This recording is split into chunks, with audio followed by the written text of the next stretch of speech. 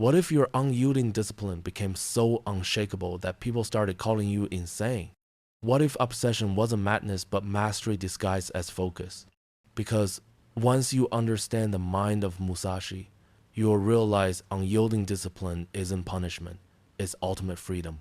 What if unyielding discipline could make you so relentless people think you're insane? Miyamoto Musashi, the undefeated samurai, cracked the code in his book of 5 rings. Step into his 5 brutal lessons and transform yourself into a force that defies normal, ready to become unrecognizable. 1. Face the brutal, raw, and uncomfortable truth, the earth ring. The first step to becoming a disciplined monster is to stop lying to yourself. Most people live in a fog of delusion, convincing themselves they're busy or trying hard. Musashi's earth ring is a cold slap to the face. It demands you confront the raw, unfiltered, raw, and uncomfortable truths about where you stand. Musashi wrote, "In the construction of houses, choice of woods is made.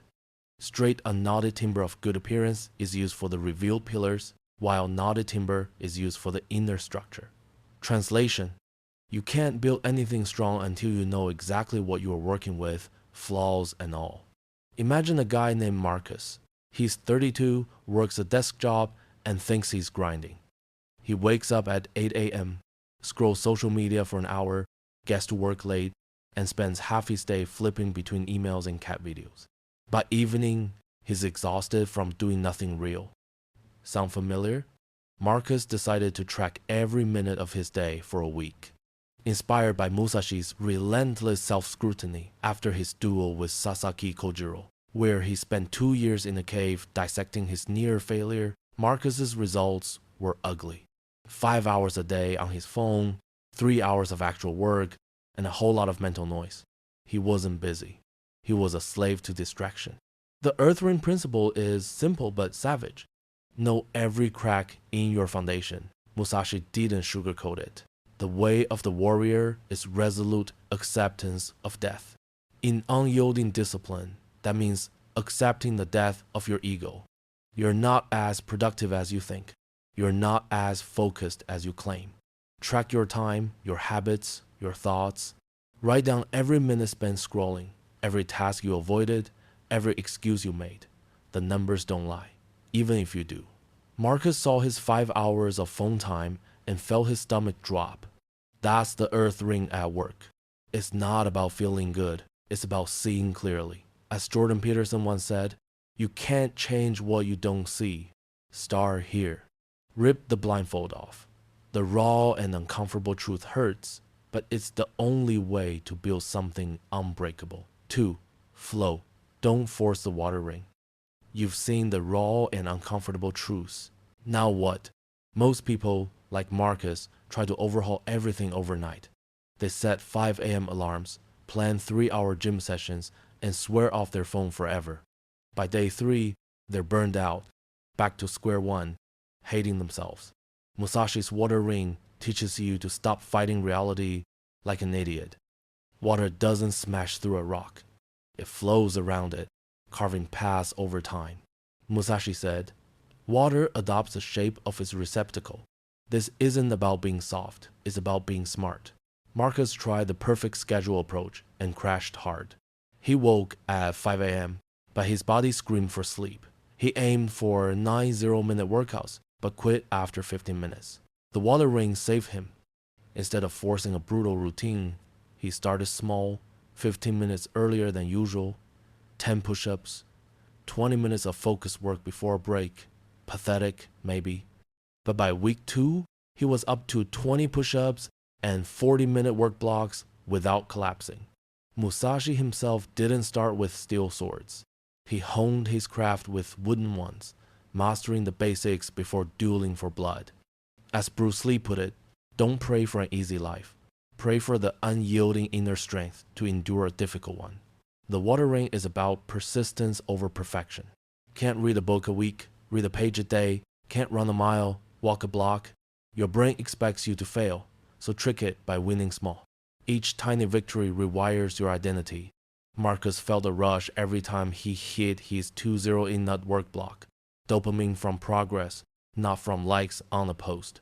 By month's end, he was up at 6 a.m., naturally working out for 30 minutes and clocking 3 hours of deep work. Not because he forced it, but because he flowed toward it. Stop trying to be a hero. Be water. It's not sexy, but it's unstoppable. 3. Burn your weakness, not yourself. The fire ring. Progress feels good until it doesn't. Marcus was killing it. Up at 6 a.m., workouts on point, work sessions laser focused. Then he saw a coworker half his age pulling all-nighters and closing deals he couldn't dream of. The fire hit. Anger, envy, self-doubt. I'm a failure, he thought, skipping his next workout, then another. The fire ring is where most people burn out, but Musashi used fire differently. He wrote, "The spirit of fire is fierce. Whether the fire be small or big, it's not about avoiding anger. It's about aiming it." Musashi's father died when he was 7, leaving him with nothing but rage. Instead of collapsing, he channeled it into 14-hour training days. Every sword swing was a middle finger to his pain. The fire ring principle. Your anger is fuel, but only if you aim it at your weaknesses, not yourself. Marcus caught himself mid-spiral, staring in the mirror, ready to call himself a loser. Instead, he flipped the script. I'm not staying this way. He started a nightly ritual. Write down what pissed him off about his day. Skipped the workout, ate junk, got distracted, then turned each into a mission. Angry about 20 push-ups. Tomorrow's 25th. Mad about scrolling during work. Phones off tomorrow. This isn't about positive thinking. It's about productive rage. As Nietzsche said, that which does not kill us makes us stronger. Marcus's progress exploded. His workouts hit 45 minutes. His work block stretched to 4 hours. Not because he found motivation, but because he stopped wasting fire on self-hatred and started burning his mediocrity. Your anger is a weapon. Point it at the problem, not the mirror. The fire ring doesn't just keep you going, it makes you dangerous. 4. Stay hungry. Never satisfied. The wind ring. 3 months in, Marcus was unrecognizable. Up at 5:30 a.m. without an alarm, hitting 50 push-ups, nailing 5-hour work sessions. Friends started whispering, what's wrong with him? But then the wind whispered back, you're good enough now. Ease up. He skipped tracking his time, missed a workout, then 2, the wind ring is the trap of success. Musashi wrote, in the way of strategy, do not think you have arrived.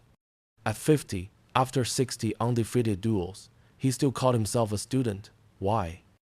Because the moment you think you've made it, you're done. Musashi studied other sword schools not to mock them, but to stay sharp. He knew the real enemy was the voice saying, I'm good enough. Marcus learned this the hard way. His skipped workouts turned into a week of regression. He lost 30% of his gains in days. The wind ring demands you stay a student forever. Marcus set a new rule. Every month, find someone better, a mentor, a colleague, even a stranger on social media crushing it, and study them. Their unyielding discipline made his look weak, and that discomfort kept him hungry. There is a quote that goes like this. The first step is to establish that something is possible, then probability will occur. The wind ring keeps you chasing what's possible, never settling for probable. Stay curious, stay inadequate, stay growing. 5. Embrace the eternal war, the void ring. 6 months in, Marcus hit a wall. Not physical, but existential. He realized unyielding discipline isn't a destination.